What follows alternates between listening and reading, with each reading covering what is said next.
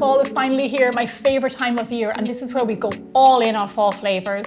I'm doing a mashup this year like you have never seen before. Pumpkin pie brownies.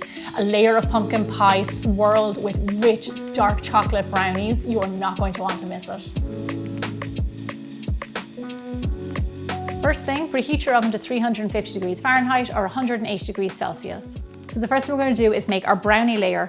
In this nice big bowl, I have some melted butter. And into this, I am going to add in some granulated sugar. And then we want to whisk that together. We add the granulated sugar in first and whisk it all around, because in case your butter is warm, this cools it down. It cools it down because the next thing going in are our eggs. Now, it always helps if your eggs are at room temperature because they combine into your ingredients so much better. And in case an ingredient is hot, then they won't be too cold and they won't cook on the other ingredients. So just whisk all those ingredients together. The last wet ingredient we're going to add is some vanilla extract, which is a must in my brownie recipes. And then whisk that in. So those are our wet ingredients. Now let's talk dry ingredients. As always, we mix wet and then we mix dry separately. So into my bowl here, I have a little bit of all-purpose flour, which is just plain flour, our cocoa powder, which has been sifted. We sift it out so to make sure that there's no lumps. A little bit of salt. Salt is totally important when you're baking with chocolate. It brings out all those lovely flavors and complements it so well. And then a little smidge of baking powder to help these brownies rise. Then just mix all your dry ingredients together.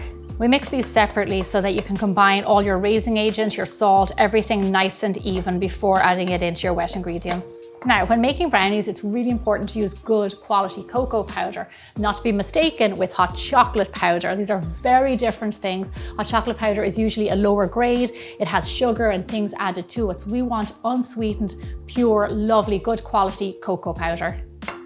Okay, lovely, those are our dry ingredients. Now simply add your dry into your wet and whisk together to form your batter. So this is lovely and smooth. However, last but not least, we are going to add in chopped bittersweet chocolate. This just adds an extra level of chocolate. It's going to get lovely and melty in our brownies. So just add the majority of that in there. Save a little bit to sprinkle on top. And then with a spatula, just fold that in. So that is our brownie layer. Now we're going to clear everything away and start on our pumpkin layer. So here are my ingredients for the pumpkin layer. Now, just like the brownie, we're going to start out in a nice big bowl with some melted butter. Into this, we're going to add in our sugar and some pumpkin puree. Now, let me tell you about pumpkin puree. You can buy it everywhere this time of year. It's absolutely delicious and fantastic for baking. The thing about it is, if you can't buy it, I actually have a recipe of how you can make it yourself at home on biggerbolderbaking.com. It's really easy and it will last you through the season.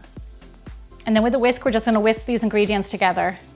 This is what I love about this recipe. You do it all by hand, no need for a machine. Into this mixture, we're going to add in our eggs and our vanilla. And then keep on whisking until smooth. Whisky, whisky, nice and smooth, lovely. Over to the side and let's mix together our dry ingredients. So into this bowl, I'm going to add in my all-purpose flour, a little bit of salt, baking powder, and then pumpkin pie spice, my secret ingredient. Give that a mix up. Now, if you can't buy that in the store, you can actually really easily make it yourself with a blend of a few kind of fall flavored spices, ginger and cinnamon and all of those things. And I've got a recipe also on my website. So Bigger Bolder Baking has you well equipped for this fall baking season. And then whisk to form a smooth batter. There you go, that's our pumpkin layer. Now it's time for our dessert mashup.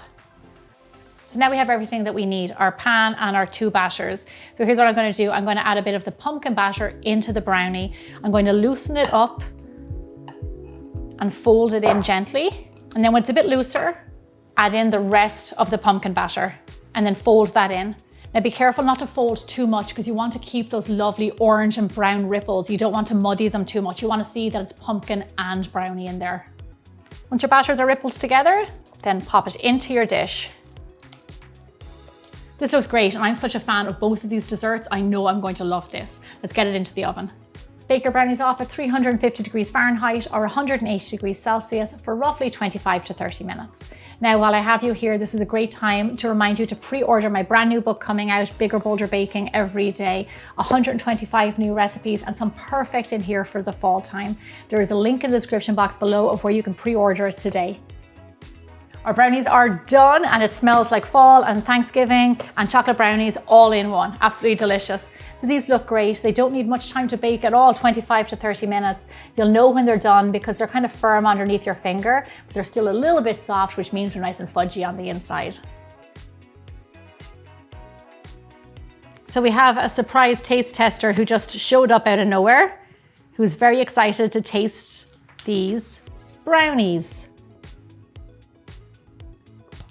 Is that nice? Nice. It's nice. What's it taste like? Ice cream. Oh, it tastes like ice cream. These are lovely. I love pumpkin and chocolate together. And this is like the perfect marriage of it. And also they're super moist, really delicious. Toddler approved, which is very important. And an overall crowd pleaser. So definitely put this on the rotation of your holiday fall baking. Please don't wipe your hands in your t-shirt. I've got to wash that later. Yummy. They're nice. You're welcome. You're welcome. Thank you very much. The recipe, as always, can be found on my website.